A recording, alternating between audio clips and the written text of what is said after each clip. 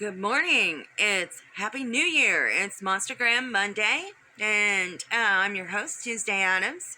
Today is the first day of 2024. This is going to be a good year. I can feel it coming, folks. I really believe this year we're going to have lots of accomplishments. Everything we've worked so hard for is going to come together and manifest this year.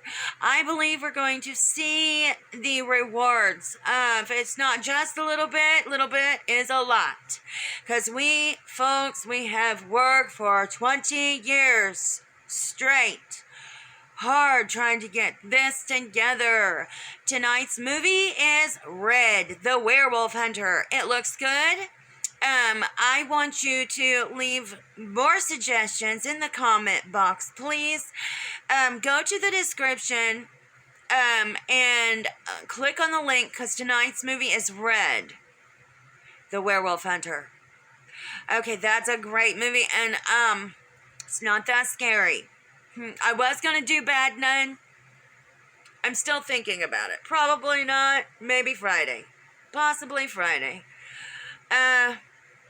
Yeah. Okay, maybe not. I don't know. Leave your suggestions, okay, in the comment box. If you want to see a movie, leave their suggestions. You're welcome to leave a comment. Okay, so have a happy new year. I hope everybody was safe last night and drove safe and didn't get too drunk. I didn't drink at all. Matter of fact, I spent my New Year's Eve texting my son, trying to make sure he knew that he was growing up just fine.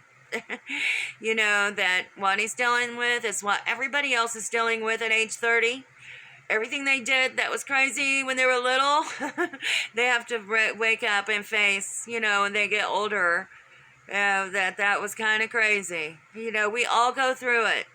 Everybody goes through it. You know what? He's lucky that he has people who care about him and who forgive, you know, the crazy stuff that went on. You know, it's not only him.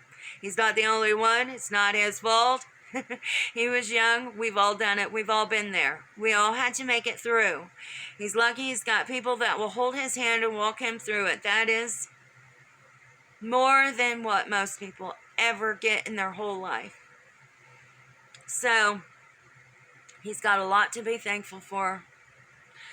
I love my children, and that's exactly why I'm here. To help them walk through their lives, to get through it, and to help their children, and to create a future that no enemy can destroy or steal ever again.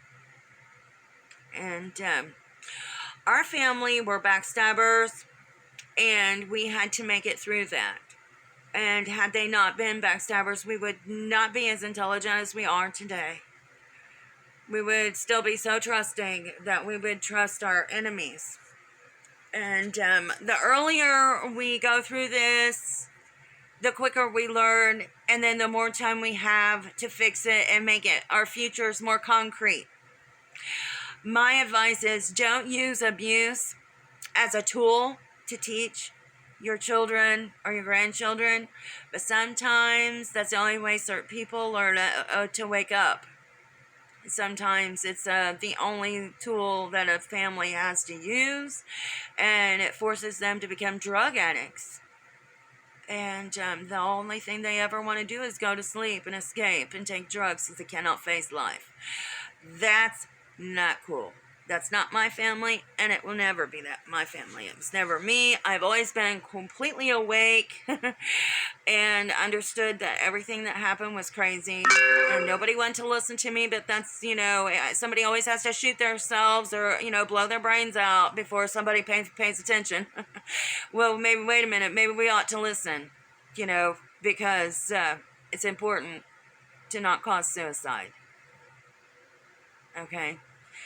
Don't ignore people to death, please. Don't be abusive. Just don't judge. Does anybody ever, I mean, I'm not a real big Christian or Bible fan. I'm not a Bible thumper, but has anyone ever learned, judge ye not? lest ye be judged. Have you ever heard that? I mean, that is so true. Just don't judge people before you get to know them at all. You know, you always make a bad decision when you just assume, oh, I know who she is and what she's doing and her motive. No, you don't. I just moved here and you don't know me from Adam and Eve. You don't know my motivation. You don't know who I am. You don't know if I'm an alcoholic or if I'm a drug addict. You don't know nothing about me. You just know what people tell you. And guess what? Nobody knows me enough to tell you anything about me. You know why? Not even my son's been with me for 18 years. Okay, so if you want to know anything about me, don't assume and ask my neighbor. That's kind of stupid. Do you? So, if you want to know anything about me, it would be probably a good idea to ask moi. Uno, numero uno, moi. Probably would be a good idea to ask me, myself and I, what you want to know. Because otherwise you won't learn nothing and you won't hear the truth. So,